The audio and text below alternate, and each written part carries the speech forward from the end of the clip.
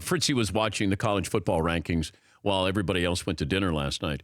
And I said to Fritzy, could you catch me up to speed on what was said on the mothership as they had their college football rankings for the playoff committee? Fritzy, the stage is yours. Could you sum up the Cliff Notes version, please? Basically, Alabama and Georgia, that's 1A and 1B. You can flip the two of them. That's fine. Notre Dame, let's see what they do against Miami. No problem with them at number 3. Clemson 4. Arguably, roster-wise, if you take them as a whole, they could easily be the best team in the country. I could see them winning another national championship. Oklahoma, TCU, no problem at 5 and 6. Here's where the dilemma is, and I don't envy the College Football Playoff Selection Committee. What do you do with the Wisconsin Badgers? They're undefeated, but who do they play? Utah State, Florida Atlantic? Northwestern, okay, maybe. Maryland, Illinois, Indiana. Let's see what they do against Iowa. But even if they beat Iowa and they crush Michigan and Minnesota, so what is that? Just because you have 0 losses and you're in a Power 5 conference doesn't give you an invitation as one of the top 4 teams in the playoff. What do they do with Wisconsin? We'll wait and see. I have no problem with the top 4. Oklahoma Sooners good. Horned Frogs good. What do we do with the Badgers? Yeah, that's the big dilemma here, the Wisconsin Badgers. You know who I like? I like University of Central Florida. Ooh. Like, they're an interesting team. They're not going to crack into the top 4, but they're going to play in a good bowl game here. But if you compare Central Florida with Wisconsin, you know, they're probably pretty similar there.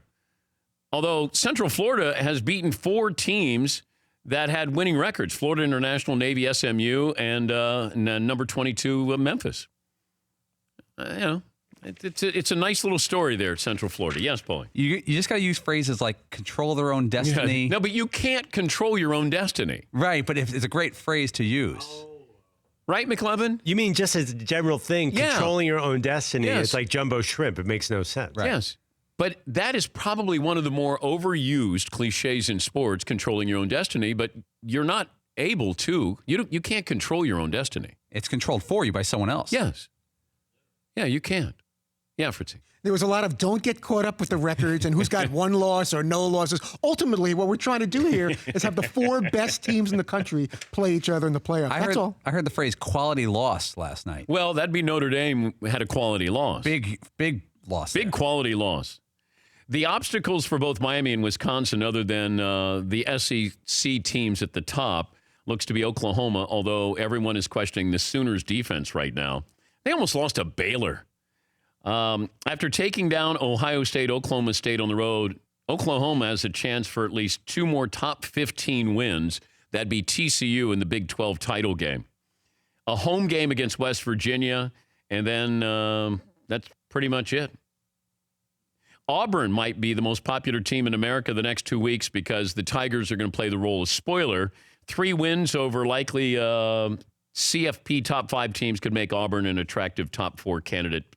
Also, USC is in the mix, too. They're up to number 11. They outlasted Arizona. Very unpredictable here. But they also have one of the tougher schedules here. If Notre Dame wins out, Notre Dame's playing. They're going to be in the Final Four because they will have earned it. They will have earned it with that schedule. But, yeah, the Wisconsin fans are like, what about us? We're undefeated. Just because you're undefeated. Like, these power rankings always drove me crazy because it'd be, if you're undefeated, that you're somehow better than a team with 1 loss. And that's not the way it is.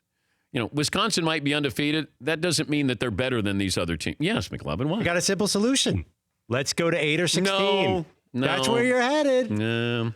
Yeah, Fritzy. They were also calling out Barry Alvarez a little bit. You've got to make a stronger schedule, play tougher teams, and then we can get all excited about your undefeated season so far. You haven't played anybody exciting, so you kind of put it on the athletic director in the Badgers program. But you have to have a risk and the reward now with these teams. That you've seen teams who run the risk when they play a good team or a good couple of teams, and then the reward is when we start to look at strength of schedule, then you're going to benefit from that. But if you don't, like Wisconsin, you know, they haven't played anybody. For more Dan Patrick Show, tune to Audience Channel 239 on DirecTV or download the Dan Patrick Show app.